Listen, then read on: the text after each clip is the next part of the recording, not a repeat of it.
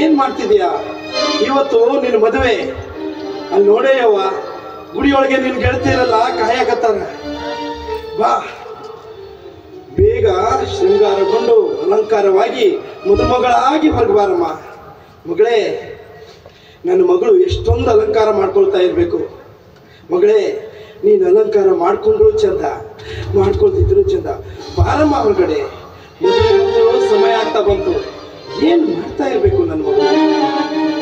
ಮಗಳೇ,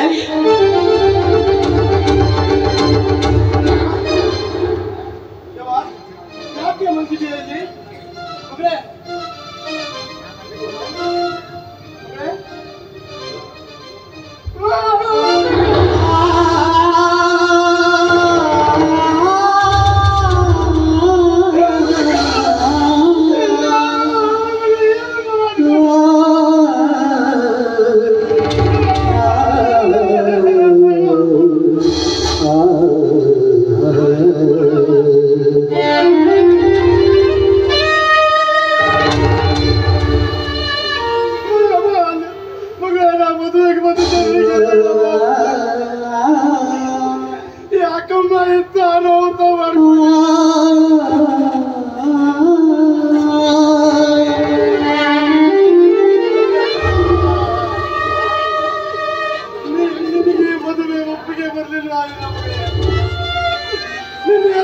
ನಿನಗೇನಾದ್ರೂ ಮೋಸ ಮಾಡಿದ್ದ? ಬಾಳಲ್ಲಿ ಬೆಳಕಿನ ದೀಪ ಬೆಳಗುವ ಪೂರ್ವದಲ್ಲಿ ಇಂಥ ಒಂದು ಘಟನೆ ಯಾಕೆ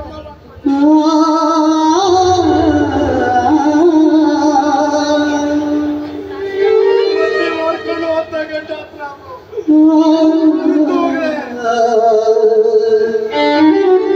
ಈ ಮೆಚ್ಚಿದ ಮಾವನೊಂದಿಗೆ ನಿನ್ನ ಮದುವೆ ಮಾಡಲು ನಾಡಿದ್ದೆ. ಈ ಮದುವೆ ನಿನಗಿಷ್ಟ ಆಗ್ಲಿಲ್ಲ.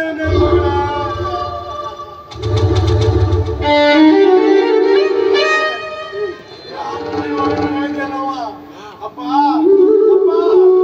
ನಾನು ಮದುಮಗಳಾಗಿ ಕುಟುಂಬದಲ್ಲಿ ನಾಳೆ ಕೂರ್ತೀನಿ ಅಂತ ಆದ್ರೆ ಇವತ್ತು ನೀನು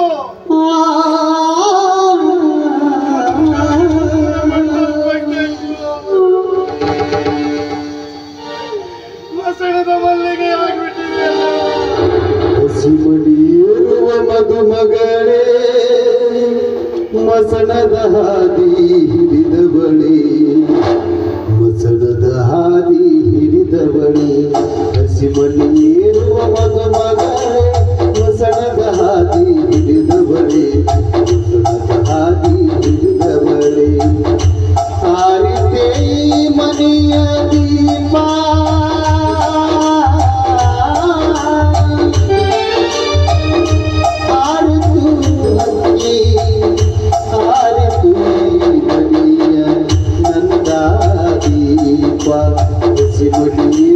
ಮದುಮಗಳೇ, ಮಸಣದ ಹಾದಿ ಹಿಡಿದವಳೆ, ಮಸಣದ ಹಾದಿ ಹಿಡಿದವಳೆ.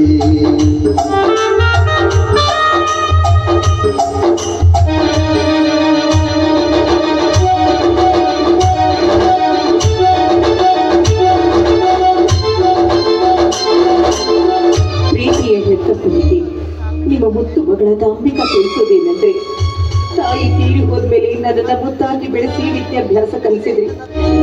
ನನ್ನ ಒಪ್ಪಿಗೆಯಂತೆ ನನ್ನ ಪ್ರಿಯತೆ ಮನ ಜೊತೆ ಮದುವೆ ಮಾಡಬೇಕು ಅಂತಾನೆ ಮುಂದಾದ್ರಿ.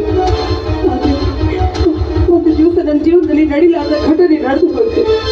ನೀವು ಯಾರು ಇಲ್ಲದ ಸಮಯದಲ್ಲಿ ಈ ಊರಿನ ನ್ಯಾಯಾಧೀಶರು ಎನಿಸಿಕೊಂಡ ಧಣಿಯ ಮಗ ಮಾಂತೇಶ್ ತಡಿ ನಮ್ಮ ಮನೆಗೆ ಬಂದು ಶೀಲವೆಂಬ ಹಾಲಿನಲ್ಲಿ ಕಾಮವೆಂಬ ಹುಳಿ ಹಿಂಡಿದ. ಅಪವಿತ್ರವಾದ ನನ್ನ ದೇಹ ಮತ್ತೊಬ್ಬರಿಗೆ ಅರ್ಪಿಸುವುದು ಮಹಾಪಾಪ ಅಂತ ತಿಳಿದು ನಾನು ವಿಷ ಕುಡಿದು ಬಿಟ್ಟೆ. ದಯವಿಟ್ಟು ನನ್ನನ್ನು ಕ್ಷಮಿಸ್ಬಿಡಿ. ನಿಮ್ಮ ಮಗಳು ಅಂಬಿಕಾ.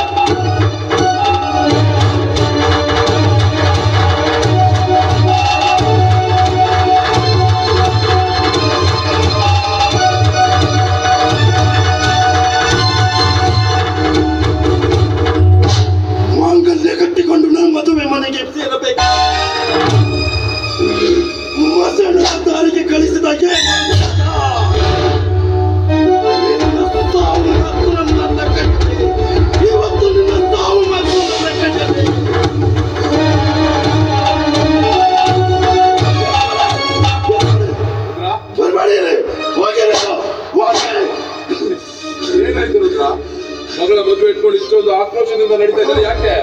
ಧನರಾಜ್, ಒಂದೇ ಹೆಜ್ಜೆ ಮುಂದಿಟ್ರು ನನ್ನ ಮೇಲೆ ಆಣೆ ಹಾಕಿದೆ ನಿಮ್ಗೆ. ನೀವು ಮದುವೆಗೆ ಬರೋ ಮಾನವರನ್ನ ತಿಂದು ಹಾಕೋ ಗೋಮುಖ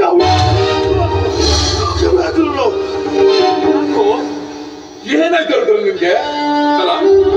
ಮದುವೆಗೆ ಬಂದ ಅತಿಥಿಗಳಿಗೆ ಅವಮಾನಗೊಳಿಸ್ತಾ ಇದ್ದೀರಾ ಯಾಕೆ? ನಮ್ಮನ್ನು ಕಂಡ್ರೆ ಕೈ ಕಟ್ಟಿ ಗೌರವ ಕೊಡ್ತಾ ಇದ್ದ ನೀನು.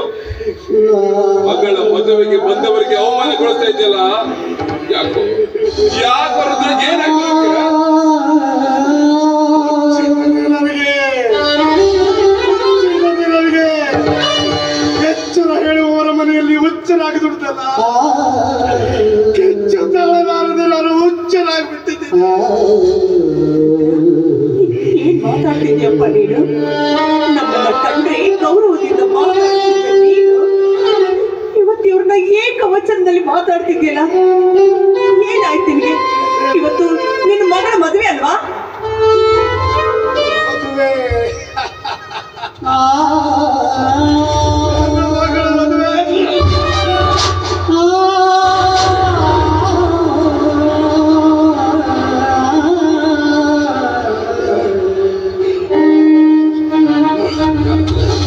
ಮದುವೆಯಿಂದ ಊರಕ್ಷರ ಹೋಗ್ತಾ ಇತ್ತು.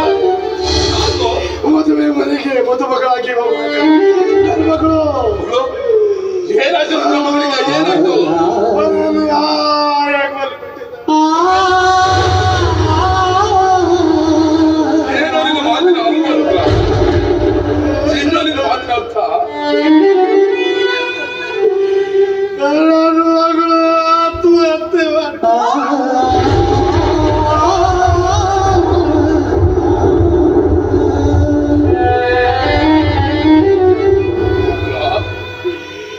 ಏನು ಹೇಳ್ತಾ ಇದ್ದ? ನಿಜ ನಡಿ. ಅಲ್ಲಿ ನೋಡಿ ಸತ್ತು ಸುಂದರವಾಗಿ ಮಲಗಿಬಿಟ್ಟಿದ್ದ.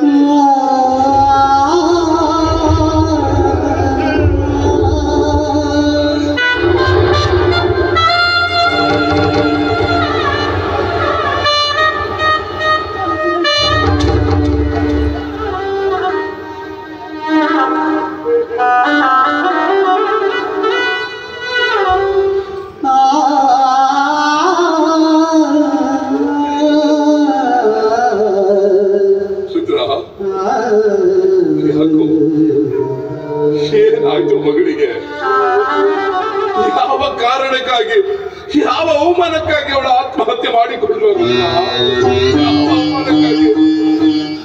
ಆಪತ್ತು ಅವಮಾನ ಎಂದು ಮಾಡಿಕೊಂಡವಳು. ಅಪ್ಪ ಅವಮಾನ ಮಾಡಿ ಆಪತ್ತುಗೊಳಿಸಿ ಅವನ ಮೇಲೆ ಅತ್ಯಾಚಾರ ಮಾಡಿಬಿಟ್ಟು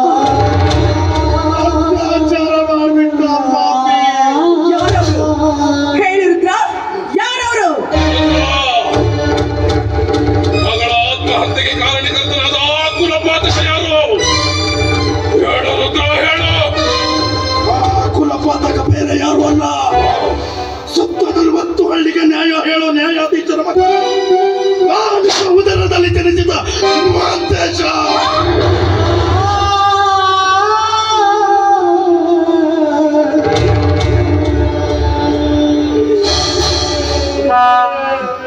ನನ್ನ ಮಗ ಇಂಥ ಕೃತ್ಯಗೈದ್ದ? ಏನು ಏನ್ ಹೇಳ್ತಾ ಇದ್ದ ನೀನು?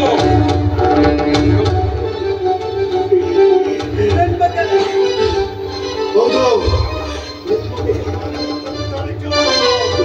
ನನ್ನ ಮಗಳು ಅಕ್ಷರ ರೂಪ ಕೊಟ್ಟು ಸತ್ತೋಗ್ಬಿಟ್ಲು. ನೋಡ್ಕೊಳ್ಳಿ ನೀವು.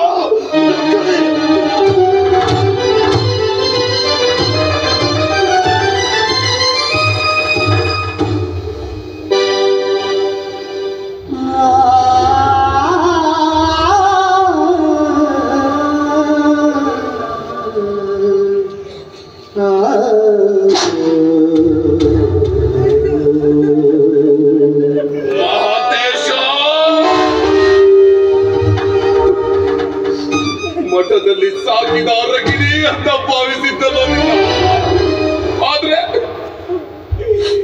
ಹಸಿ ಮಾಂಸ ತಿನ್ನೋಣ ಅಂತ ಆಗಿಬಿಟ್ಟಿಯಲ್ಲೋ.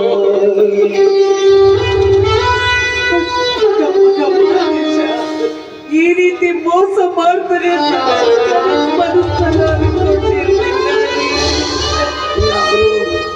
ಯಾರು ನೆನೆಸಿರ್ಲಿಲ್ಲ ಇಂತರ ಸನ್ನಿವೇಶ. ಇಲ್ಲಿ ಕನಸು ನನಸು ಮಾಡ್ಕೊಂಡು ಹೋದವನು ಇಲ್ಲಿಲ್ಲ. ಇಲ್ಲಿ ಇರೋದು ನಾವು 3 ಜನ ಮಾತ್ರ. ಇಂತಹ ಸುಂದರವಾದ ಸನ್ನಿವೇಶನ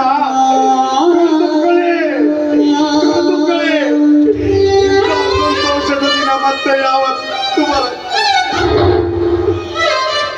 ಧನ್ರಾಜ್, ನಾನು ನಿನಗೆ ಏಕವಚನದಲ್ಲಿ ಮಾತನಾಡಿದರೆ ನಿನ್ನ ಅಂತರಾತ್ಮಕ್ಕೆ ಅಪಮಾನವಾಗುವುದಲ್ಲ. ಯಾಕೆಂದ್ರೆ ಮಾನವಂತರ ಮನೆತನದ ಮುತ್ತುಗಳು ನೀವು. ಮದುವೆಯಾಗಿ 3-4 ವರ್ಷ ಆದ್ರೂ ಒಂದು ಮಗು ಹುಟ್ಟಿಲ್ಲ ಅಂತ ಊರಲ್ಲಿರೋ ಎಲ್ಲ ದೇವರಿಗೆ ಆರೈಕೆ ಹೊತ್ತೆ. ಆದ್ರೆ ನಿಮ್ಮ ಮಗ ಹಾಲೆರದವನಿಗೆ ವಿಷ ಹಾಕೊಂಡು ಹೋದ.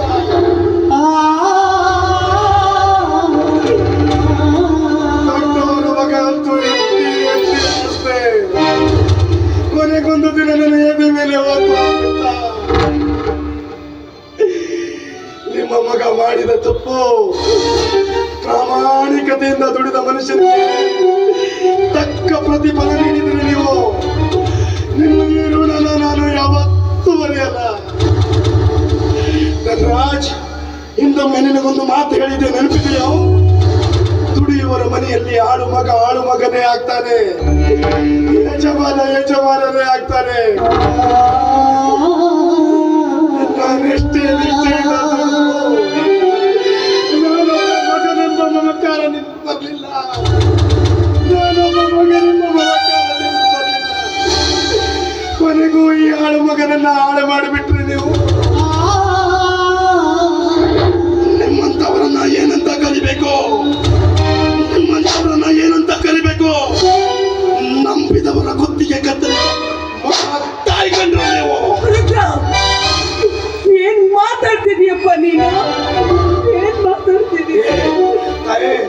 ನನ್ನ ಮಾತು ತಪ್ಪಾಯ್ತಲ್ಲ ನಿಮ್ಗೆ? ಹಾಗಾದ್ರೆ ನನ್ನ ಮಗಳನ್ನ ತಂದುಕೊಡಿ. ನನಗೆ ಯಾರಿದ್ದಾರೆ ಅವ? ನನ್ನ ಮಗಳು ಬಿಟ್ಟು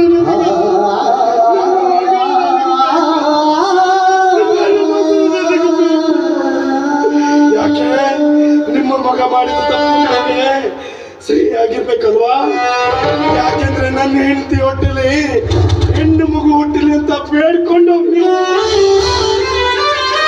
ಆ ಹೆಣ್ಣು ಹುಟ್ಟಿ ನಿಮ್ಮನೆ ಕರ್ಕೊಂಡು ಬಂದಾಗ ನಿಮ್ಮ ಕೈಯಾರ ಚಿನ್ನದ ಸರ ಹಾಕಿದ್ದೀನಿ. ಯಾಕೆ ಗೊತ್ತಾ? ನಿಮ್ಮ ಮನೆ ಮರುಕ ಮಗನಿಂದ ಆ ಋಣನ ತೀರ್ಸೋದಕ್ಕಾಗಿ ಅಲ್ವಾ? ಧನ್ರಾಜ್, ಮಾತಾಡಿ. ಯಾಕೆ ಮಾತಾಡ್ತಾ ಇಲ್ಲ? ಮಾತಾಡೋದು ರೀತಿನೇ ತಪ್ಪೋಯ್ತಾ ಅಥವಾ ನಾಲಿಗೆಯನ್ನು ನಾಚಿಕೆಗೊಂಡಿದ್ದೆ? ಯಾಕೆಂದ್ರೆ ನೀವು ಸುತ್ತ 40 ಹಳ್ಳಿಗೆ ನ್ಯಾಯ ಹೇಳೋ ನ್ಯಾಯವಂತರು, ನೀವು ಮಾನವಂತರು. ಆದ್ರೆ ಮಾನವಂತರ ಮನೆ ಅಂಗಳದಲ್ಲಿ ಹಾವು ಬಂದು ಊಟ ಮಾಡಿದ್ದು ನಿಮಗೆ ತಿಳಿದಿಲ್ಲ. 10 ಜನರಿಗೆ ನೀವು ತೋರಿಸಿದರೆ ನಿಮ್ಮನೆಯಲ್ಲಿರೋ ಹಾವು ನಂಬಿದವರಿಗೆ ವಿಷ ಉಳಿಸ್ತಾ ಇತ್ತು. ಎತ್ತವರಾಗಿ ನೀವು ಇದನ್ನ ಅರ್ಥಕೊಂಡಿಲ್ಲ. 10 ಜನರಿಗೆ ಕೊಟ್ಟು ತೋರಿಸುವ ನೀವು ಅನ್ನದ ತಟ್ಟೆಯಲ್ಲಿ ಸತ್ತು ಬಿದ್ದ ಅಂಡಿಯನ್ನ ನೀವೇ ಮರ್ತಿದ್ದೀರಿ. ಇದು ಮಾನವತ್ತರ ಮನೆ ಕಥೆಯಲ್ಲ. ನಿಯತ್ತಿನಿಂದ ದುಡಿಯುವ ಈ ಬಡರುದ್ರ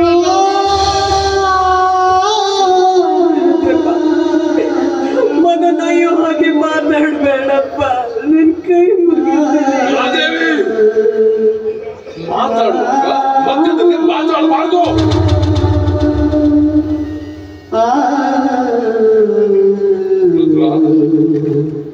ಮಾತಾಡು, ನೀನು ಮಾತಾಡು. ಹೆತ್ತ ಮಕ್ಕಳನ್ನ ಕಳೆದುಕೊಂಡ ನೋವು ಹೆತ್ತ ಕರುಳಿಗೆ ಗೊತ್ತಾಗುತ್ತೆ ವಿನಃ ನಿಂತು ನೋಡುವವರಿಗಲ್ವಲ್ಲ. ಮಾತಾಡು,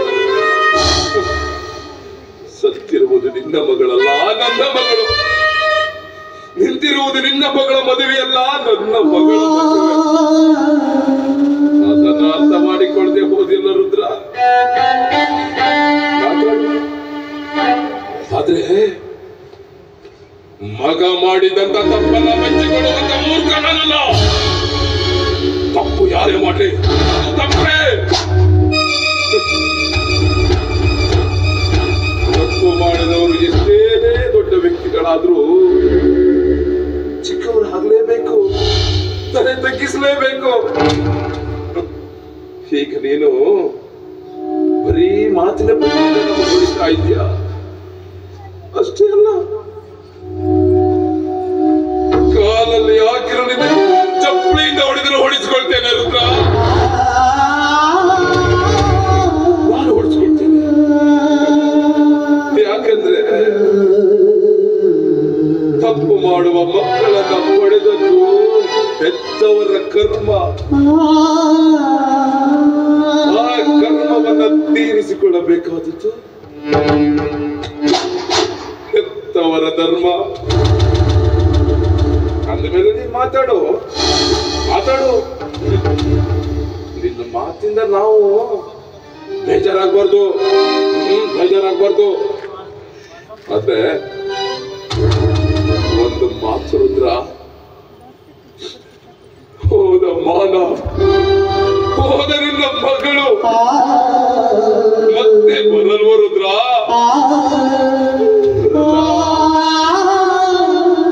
ಅದಕ್ಕಾಗಿ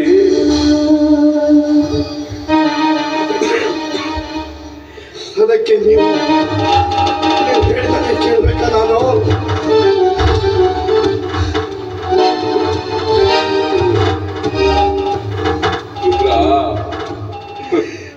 ಮಗ ಮಾಡಿದ ತಪ್ಪಿಗೆ ಶಿಕ್ಷೆ ಕೊಡೋದಕ್ಕೆ ನನಗೆ ಬಿಟ್ಟುಕೊಡು.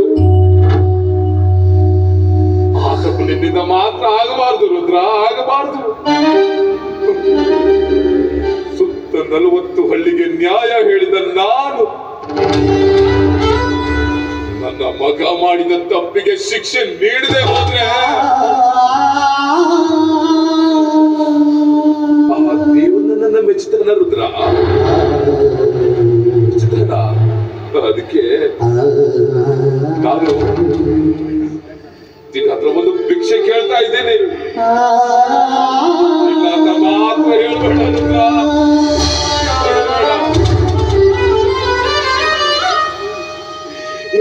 ಹೇಳಿ. ಹಾಗಾದ್ರೆ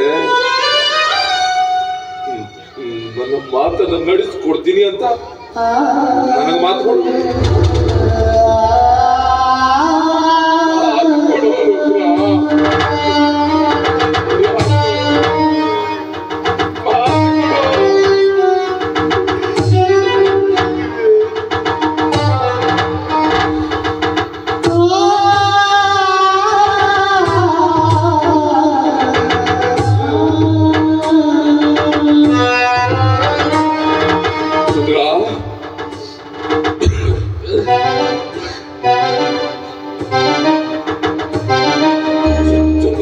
ಹಳ್ಳಿಯಲ್ಲಿ ನಮ್ಮದು ನ್ಯಾಯವಂತರ ಮನೆತನ, ಮಾನವಂತರ ಮನೆತನ. ಇಂಥ ಮನೆತನದಲ್ಲಿ ಹುಟ್ಟಿದ ಮಗ ಹೇಯ ಕೃತ್ಯವನ್ನ ಮಾಡಿದ್ದಾನೆ ಅಂದ್ರೆ ಇವರಿಗೆಲ್ಲ ಗೊತ್ತಾದ್ರೆ ನಮ್ಮ ಮನೆತನದ ಮಾನ ಮರ್ಯಾದೆ ಗೆಳತಿ ಗೌರವ ಎಲ್ಲ ಮಣ್ಣು ಹೋಗತ್ತೆ ರುದ್ರ.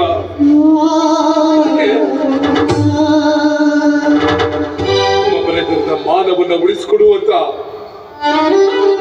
ನಿಮಗೆ ಕೈ ಮುಗಿದು ಬೇಡಿಕೊಳ್ತೇನೆ. ಇಷ್ಟಕ್ಕೂ ನಿನ್ನ ಮನಸ್ಸು ಕರಗದೆ ಹೋದ್ರೆ ಕಾಲು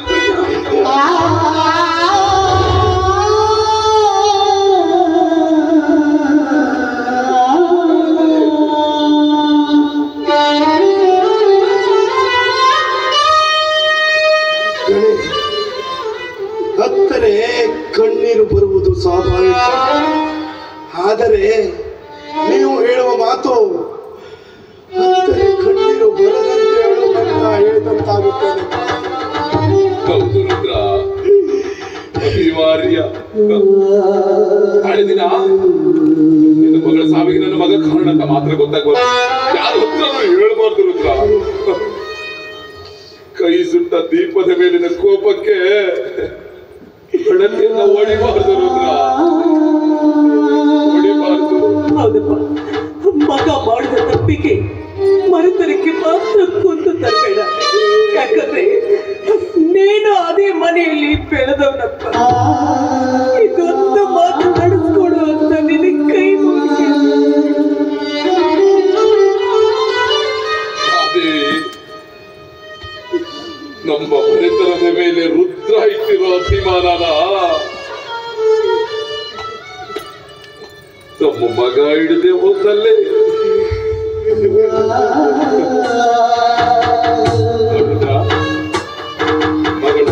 ಮಗಳ ಶವ ಸಂಸ್ಕಾರಕ್ಕೆ ಬಂದವರಿಗೆ ನಾನು ಹೇಳಿ ಬರ್ತೇನೆ.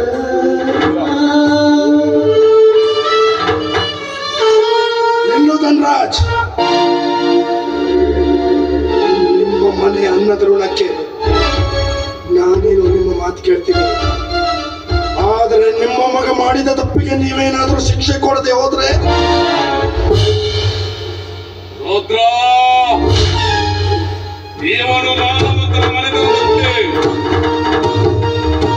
ನ್ಯಾಯಕ್ಕಾಗಿ ಹುಟ್ಟಿದ್ದೇನೆ, ನ್ಯಾಯಕ್ಕಾಗಿ ಬಾಳಿದ್ದೇನೆ. ಸಮಯ ಬಂದರೆ ನ್ಯಾಯಕ್ಕಾಗಿ ಸಾಗುತ್ತೇನೆ ಕೂಡ. ನನ್ನ ತೀರ್ಪು ಏನು ಎಂಬುದನ್ನ ಕಾದು ನೋಡು. ನಿಮ್ಮಿಬ್ರಿಗೂ ಕೈ ಮುಗಿದು ಕೇಳ್ಕೊಳ್ತೀನಿ, ಯಾವುದೇ ಕಾರಣಕ್ಕೂ ಕೆಟ್ಟ ವಿಚಾರ ಮಾಡಬೇಡಿ. ಬೇಕಾದ್ರೆ ಅವನ್ನೇ ಮನೆಯಿಂದ ಹೊರಗೆ ಹಾಕ್ಬಿಡೋಣ. ಆದ್ರೆ ನಿಮ್ಮಿಬ್ಬರ ಮನಸ್ಸಲ್ಲೂ ಕೆಟ್ಟ ಭಾವನೆ ತುಂಬೋದು ಬೇಡ. ಕೈ ಮುಗಿದು ಕೇಳ್ಕೊಳ್ತೀನಿ. ಮಾದೇವಿ, ಇದೆಲ್ಲ ನಿನಗೆ ಅರ್ಥ ಆಗಲ್ಲ. ಬಡಿ ಬಡಿಯೇ.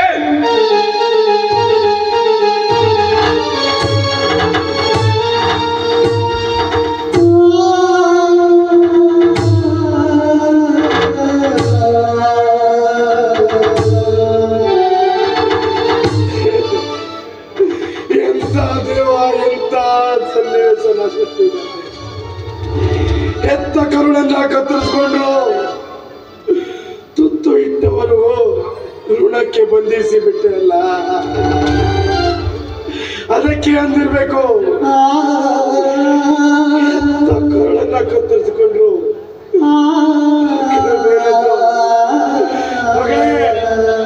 ಮಗಳೇ, ಈ ವಿಷಯದಲ್ಲಿ ನಾನು ಅಸಹಾಯ.